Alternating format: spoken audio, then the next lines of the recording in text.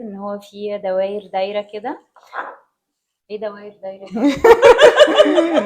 في ممكن حاجات جميله جدا. لا يا بنات يا بنات يا بنات، تعالي شوفي جبنا ايه من النزهه الجديده. رحتي قبل كده النزهه الجديده؟ بصراحه انا كان اول مره اروح وانبهرت. يومنا حبيبتنا عملت لنا رحله كده وعايزين نكررها ان شاء الله. انا رحت قبل كده كذا مره بس ما بزهقش ابدا من المشوار ده. انا اول مره برضو بصراحه. تعالي بقى نوريكي حاجات جبناها للتنظيف وللمطبخ وحاجات لتقديم الاكل وحاجات للحمام. يلا بينا. بصي، اول حاجه جبناها طبعا حاجات الحمام. انتوا عارفين احنا عندنا حب للحمام والمنظمات بتاعه الحمام. بصي، دي اول قطعه ديسبنسر بتاع الصابون. هي ازاز كده زي ما انتم شايفين. دي الصبانه اللي بتحط فيها الصابون اللي هو العادي.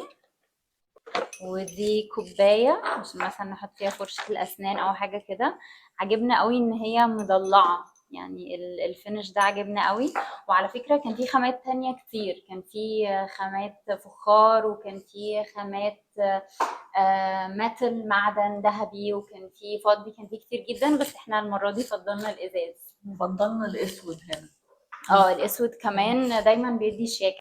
طب ورينا ايه تاني للحمام يا ساره؟ استنى اوريكم، بس هندخل الحاجات دي تاني عشان احنا بنحب النظام. اوه ديسبنسرز تانيين قوي. طبعا في المرحله دي انت خلاص عرفتي ان احنا بنحب الديسبنسر بتاعت الصابون، فجبنا منها كتير. جبنا ده كمان. ده بقى كان مميز جدا علشان في الملمس ده اللي هو فيه الدوائر البارزه دي، شكلها كمان حلو. والفينش بقى هنا اخترنا اللون الفضي. على فكره كمان الديسبنسرز انا مش بس بحطها في الحمام، انا احطها في المطبخ كمان واحط فيها صابون المواعين وكده. حلو جدا، تبقى شيك قوي برضه. ده واحد بقى تاني علشان لازم نجرب كل الخامات. فده لونه مختلف، لونه ذهبي، ومكتوب عليه هنا كمان حاجات، مكتوب عليه pure soap. وشكله مختلف، يعني شكله كده مثلا يدي ان هو حاجة قديمة شوية او فينتج شوية. فبرضه عجبنا علشان ليه ستايل مختلف. لو بتتابعينا بقى من زمان هتعرفي برضه ان عندنا حب للمنظمات، فجبنا كمان المنظمات دي. هي الحقيقة ممكن الواحد يستخدمها في أكتر من حتة، يعني ممكن تتحط على الكاونتر بتاع الحمام من فوق. ممكن كمان تتحط في الأدراج. ممكن تحطي فيها حاجات تجميلية، ممكن تحطي فيها قطن.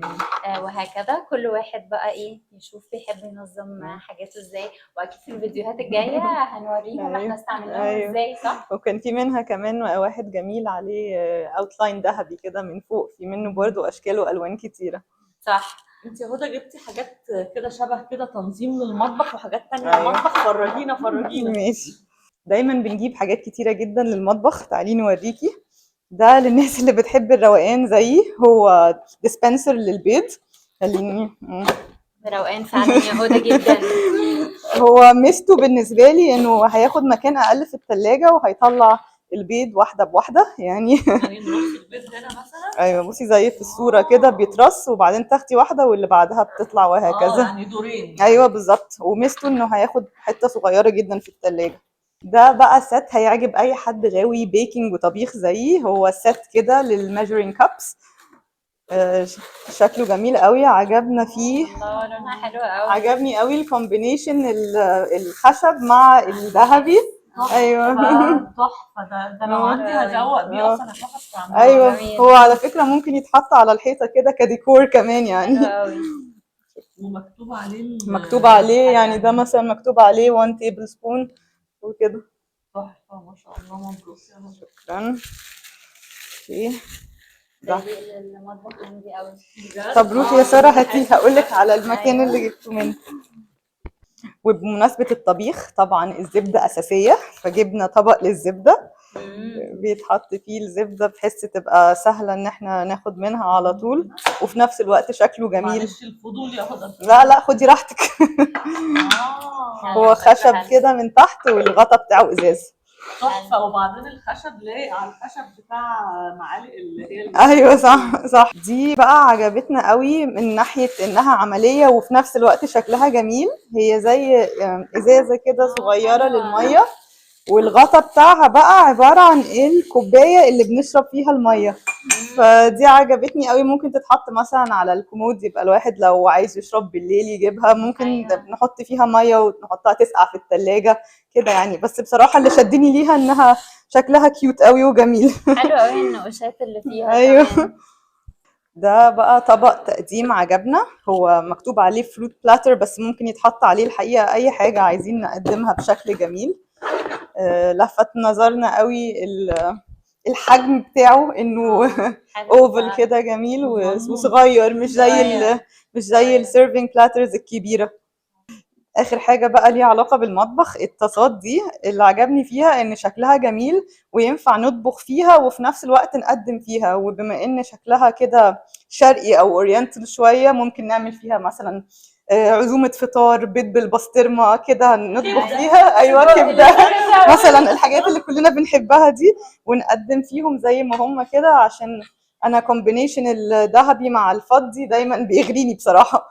بص، هو انت تقول عليا ممله بس انا بحب جدا التنظيف والتنظيم.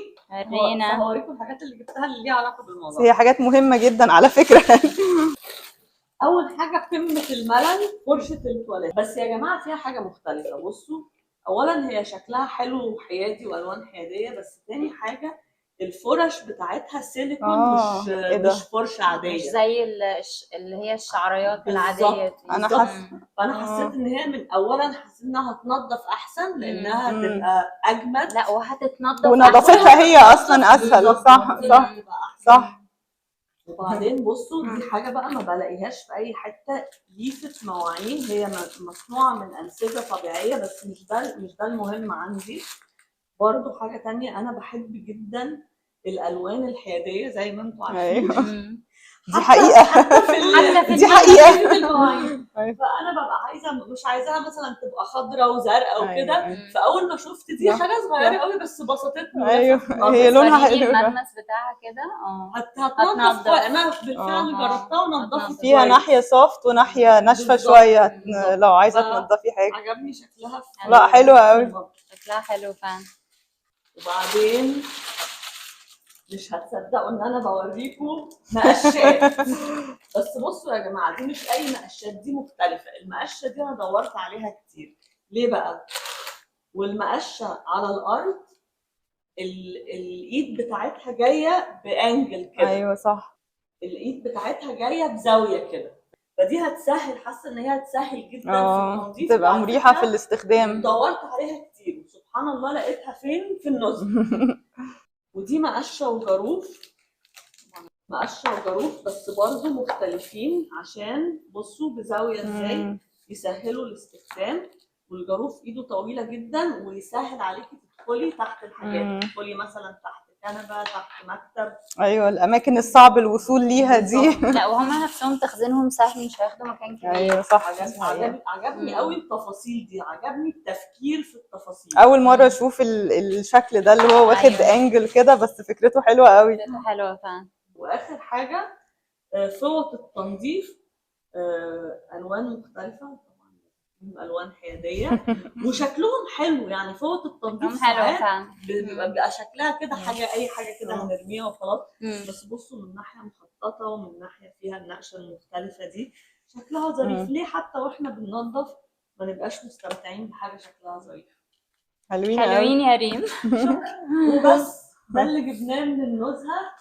وعرفينا بقى لو الفيديو عجبك، لو عندك اي اسئله عن الحاجات اللي جبناها. وقولي لنا كمان لما بتيجي رايحه مكان زي ده بتبقي عامله ليست تشتري حاجات معينه انت محتاجاها، ولا بتروحي تتفرجي والحاجات اللي تعجبك تختاريها، او تشبطي في حاجات يعني. أيوة بمعنى اصح. ولو عايزانا نعمل فيديوهات تانية زي دي نوريكي حاجات ظريفه جدا. باي باي باي.